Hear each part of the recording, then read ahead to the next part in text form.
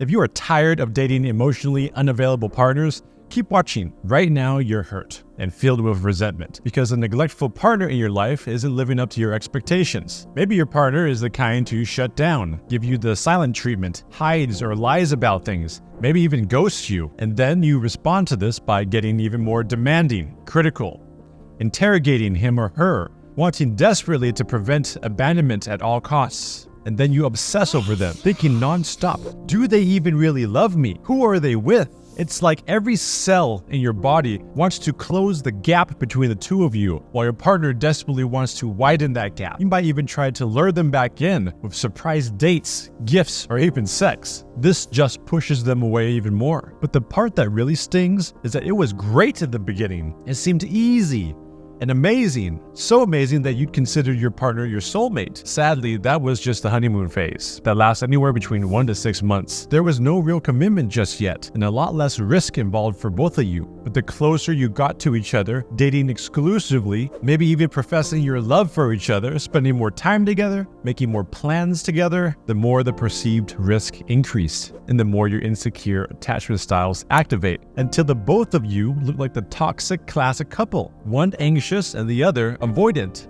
This is about the time where you start looking for and hearing about your typical pop relationship advice. You start hearing about the 5 love languages. You start to learn how to communicate better, to be an active listener, rearranging your words. If you're even working with a therapist, the therapist might even tell you to prioritize yourself, to stop obsessing over your partner. But none of this seems to work, does it? All of it eventually fails. That's because you're experiencing what every relationship on the planet eventually experiences, a recreation of your childhood wounds. That's why all the relationship advice that you hear out there doesn't work, because you're dealing with childhood trauma. Try this with me.